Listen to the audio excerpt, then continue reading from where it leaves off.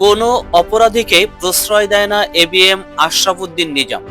রামগতিতে দলীয় নির্দেশনা অমান্য করে চাঁদাবাজি ও সহিংসতায় ২৬ নেতাকর্মীর বিরুদ্ধে বিএনপির দুটি মামলা।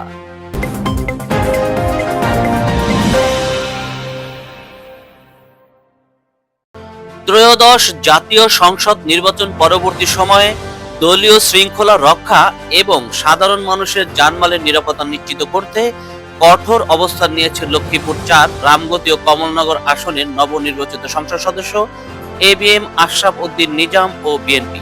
দলীয় নির্দেশনা অমান্য করে সহিংসতা, চাঁদাবাজি ও অস্ত্র মহড়ায় লিপ্ত হওয়ার অভিযোগে লক্ষ্মীপুরের রামগতিতে বিএনপির ২৬ জন নেতাকর্মীর বিরুদ্ধে পৃথক দুটি মামলা দায়ের করা হয়েছে।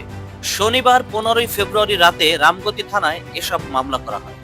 মামলায় আসামিদের মধ্যে দুজনকে ইতিমধ্যে গ্রেপ্তার করেছে পুলিশ।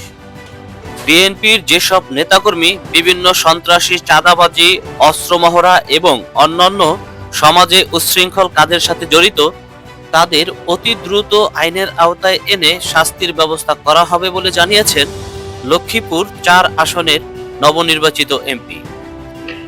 আমি আশরাফ উদ্দিন নিজাম, লক্ষ্মীপুর বার এবং লক্ষ্মীপুর আইনজীবী ফোরাম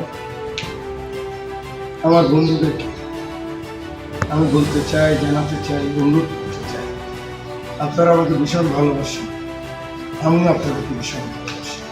আপনারা জানেন রামগতি কমলনগরে আমার নেতা কর্মীরা আমার সন্তানের মতো, আমার ভাইয়ের মতো, ওনারা আমাকে অভিভাবক মনে করেন।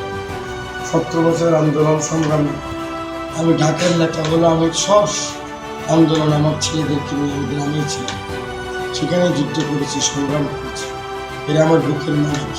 কিন্তু আমার নেতা তারেক রহমান, আমার নেতৃত্বে ছিল খালেদা জিয়া এবং শহীদ প্রেসিডেন্ট জিয়াউর রহমান যে রাজনীতি, সেই রাজনীতির সাথে এক সুতা আমি কারোর সাথে আপোষ করতাম। সেই কারণে গতকাল রাত্রে ৩টা মামলা করে দিচ্ছে আমার প্রিয় লোকদের বিরুদ্ধে। আশা করি লক্ষ্মীপুর বারের সম্মানিত আইনজীবী ভাইয়েরা আপনারা এই মামলা নেবেন না। আমি জানি মামলা নিলে আপনারা কিছু টাকা দেবেন, প্রয়োজন সেই টাকাটুকু আমি দিয়ে দেব। দলের স্বার্থে, দেশের স্বার্থে, বাংলাদেশের মানুষের আশা আকাঙ্ক্ষার স্বার্থে আপনারা এই মামলা নেবেন না, এই মামলার তদবির করবেন না।